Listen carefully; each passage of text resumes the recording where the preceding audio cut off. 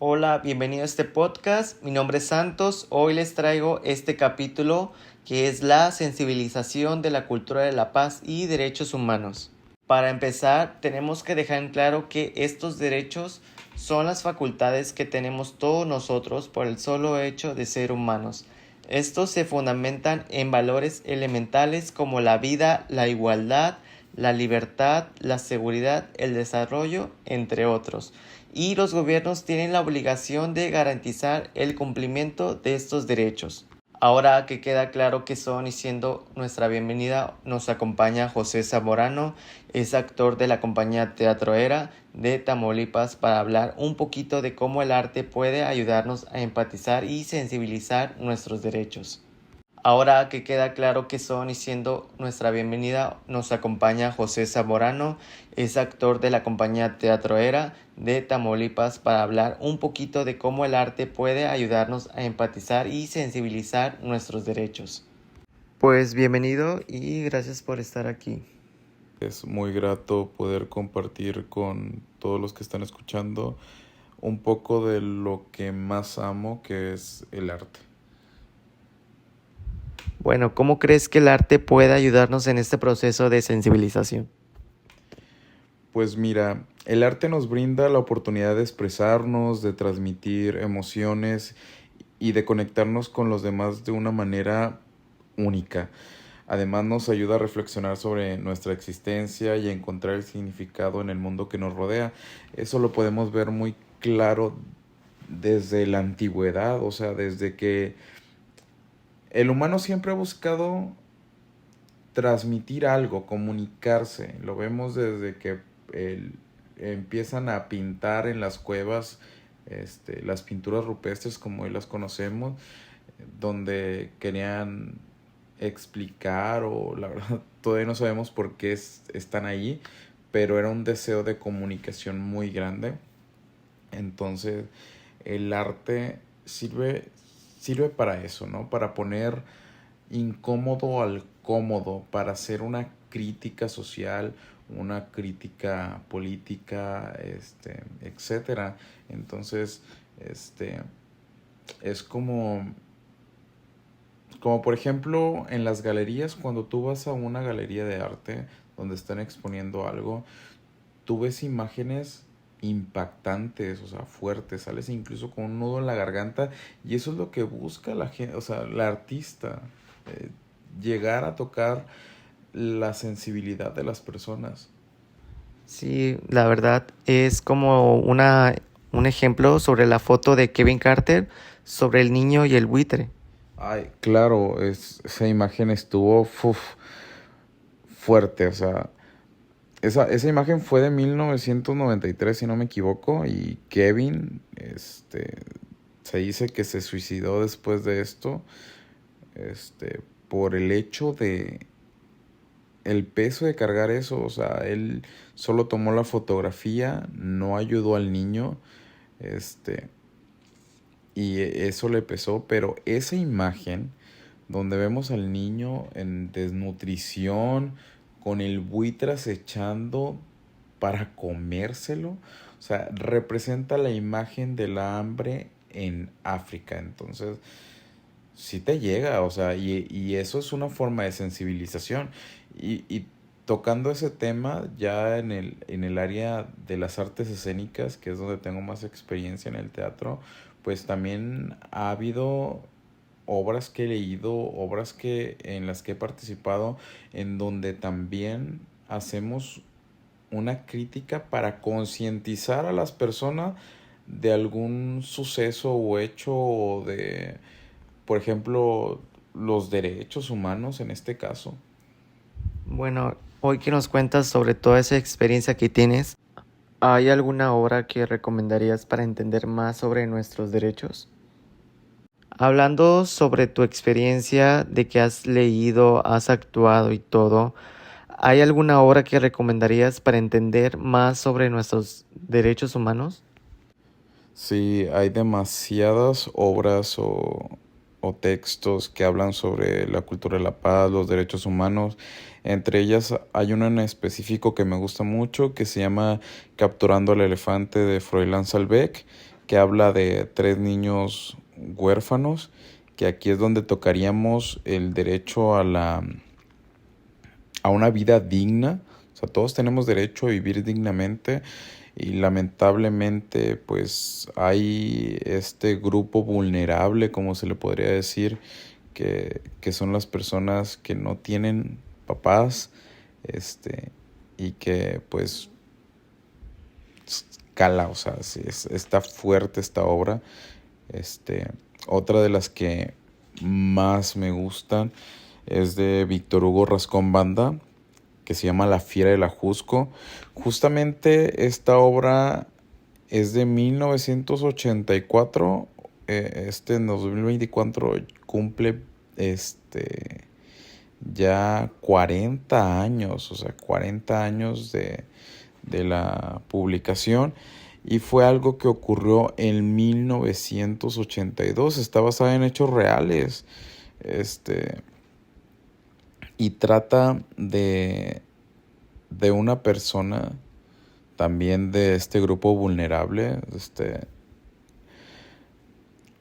que se llama Elvira. Para no hacerles el cuento largo, Elvira mata a sus 4 hijos. Mata a sus 4 hijos y se intenta suicidar. No lo hace porque en la obra llega su hermana. En la vida real se dice que fue su suegra quien la encontró. Pero hablando ya de la obra de teatro, te hace empatizar con Elvira y tal vez no justificar lo que hizo, pero sí entender por qué lo hizo. Porque Elvira viene desde la marginalidad. O sea, ella viene en ese contexto en el que se encontraba México en ese entonces, en donde solo existía la clase alta y la clase baja. O sea, no existía una clase media en ese entonces. O sea, solo existían los ricos. O sea, sí había mucha distinción en las clases sociales. Y estaba este grupo de marginados, se le podría decir, que no tenían que comer, no tenían dónde vivir.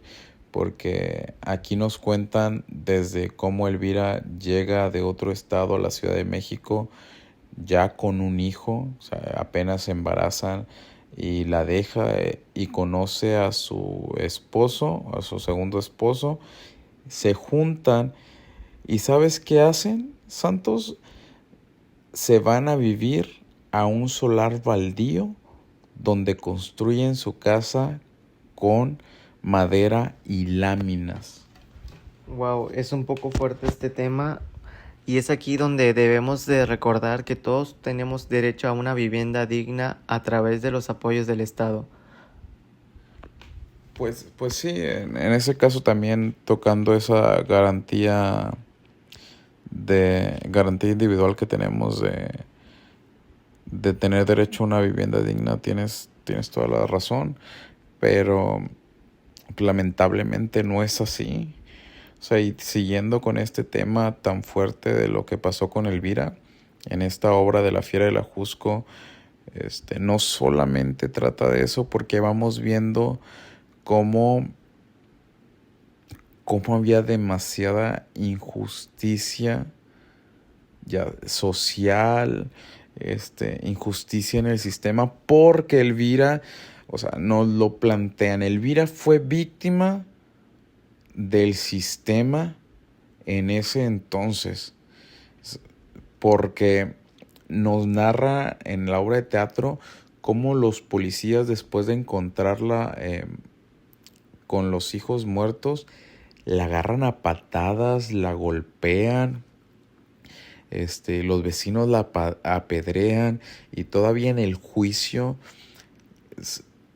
Me encanta esto que hizo Víctor Hugo, porque pone a una juez embarazada y el texto que dice va más o menos así de, ay, no, yo no crean que el embarazo va a hacer que yo tome una decisión que no es, yo soy imparcial, yo no estoy ni leyendo los periódicos para ser objetiva con mi decisión y como quiera le da 40 años de prisión en la obra. O sea, realmente, y no hay no hay una igualdad ahí y se hace este tema de que sus garantías de igualdad no se respetaron.